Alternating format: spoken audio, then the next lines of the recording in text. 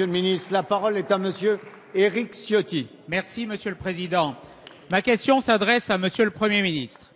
Monsieur le Premier ministre, les Français ont découvert la semaine dernière, étonnés, médusés et, il faut bien le dire, révoltés, les propositions des 5 groupes de travail que vous avez installés sur les questions d'intégration. Ces propositions s'attaquent aux principes porteurs de notre République. Ils érodent les piliers les plus essentiels de notre pacte républicain. La laïcité d'abord, en voulant remettre en cause cette grande loi de 2004 interdisant le port du voile à l'école. La langue de la République, le français, mis sur le même plan que d'autres langues. L'histoire de notre pays, que les rédacteurs de ces rapports proposent de réviser. Monsieur le Premier ministre, les Français sont en colère face à ces propositions. Vous avez, si ces propositions sont adoptées, c'est une France communautarisée que vous seriez en train de construire, une France ouverte au multiculturalisme.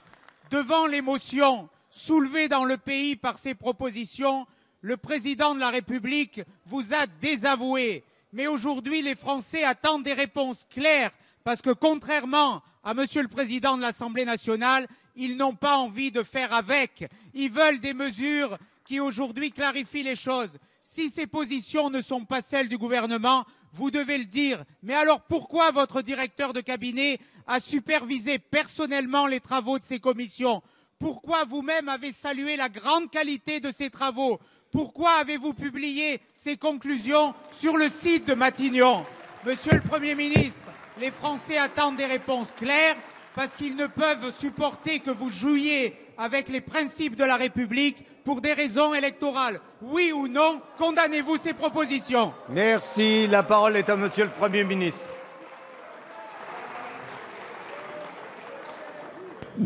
Monsieur le Président, Mesdames, Messieurs les députés, Monsieur le député Ciotti, si il n'y avait aucune arrière-pensée politicienne dans votre propos, je pourrais penser que vous avez peut-être été mal informé.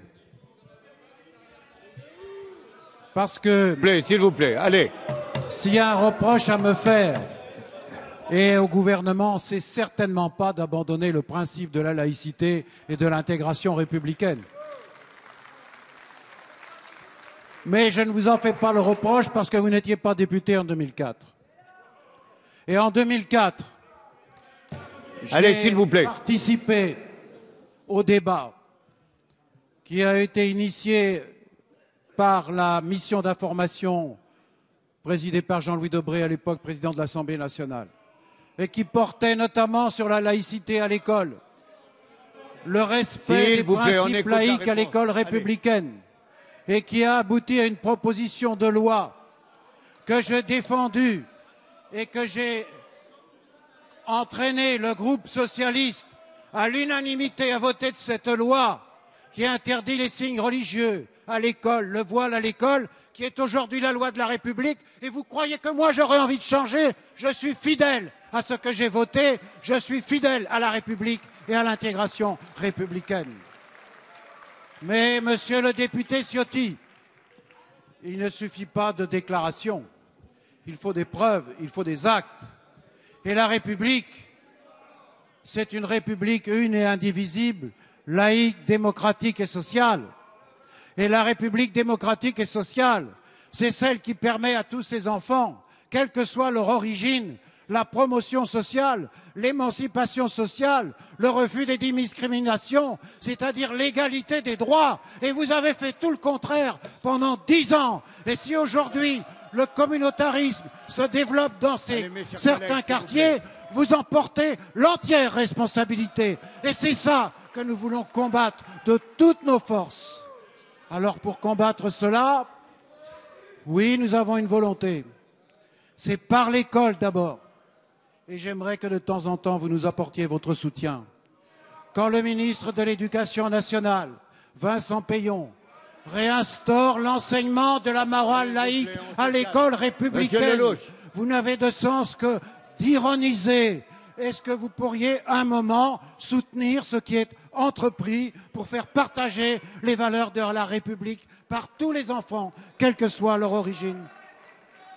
Monsieur le député Ciotti, est-ce que vous pouvez soutenir aussi les efforts que nous faisons pour lutter contre l'échec scolaire, pour lutter contre le fait qu'une partie des jeunes qui fréquentent là l'école ne maîtrisent pas bien la langue française, ne maîtrisent pas bien les fondamentaux. Et si on ne maîtrise pas les fondamentaux, alors on ne peut pas comprendre et on ne peut pas partager ce qui fait la France, sa force et ses valeurs. C'est ça que nous attendons de vous, pas la critique permanente, pas l'injure permanente, pas la déformation permanente, mais vous n'êtes jamais là pour défendre la fonction publique, ceux qui se battent en première ligne pour faire vivre les valeurs de la République. Et puis je voudrais ajouter quelque chose. Nous avons lancé beaucoup de chantiers. On se tait. Allez, on Nous écoute. avons lancé beaucoup de chantiers. Et j'ai répondu dans la clarté. J'ai répondu dans la clarté la plus grande. Est-ce que oui ou non, vous allez par exemple soutenir les propositions qu'a fait récemment Manuel Valls et que nous mettons en œuvre, c'est-à-dire faciliter l'accès à la nationalité française pour devenir français avec ce que cela représente, c'est-à-dire le respect des droits, mais aussi des devoirs. Et pourtant, vous l'avez combattu, monsieur le député Ciotti, avec tous vos amis de l'UMP. Voilà ce que nous faisons. Alors maintenant, le Parlement travaille. S'il vous plaît, Il va voter bientôt une réforme des retraites. L'année prochaine, il va proposer une réforme de la décentralisation. Il va proposer une réforme de la fiscalité. Il va proposer une baisse de la dépense publique. Il va proposer la baisse des prélèvements obligatoires. Alors, où vous serez-vous, monsieur Ciotti? Où serez-vous avec vos amis de l'UMP? Serez-vous dans l'invective? Serez-vous dans la caricature, comme vous l'êtes davantage chaque jour? Ou serez-vous avec nous au service de la France, c'est-à-dire de la France juste, de la France qui défend ses valeurs, qui ne se fie pas de les proclamer, mais qui les fait vivre. Et parmi celles-là, il y a l'égalité républicaine, il y a la laïcité, il y a la justice, il y a la solidarité. C'est là que nous vous attendons, et sur rien d'autre. Merci, monsieur le Premier ministre. S'il vous plaît, allez.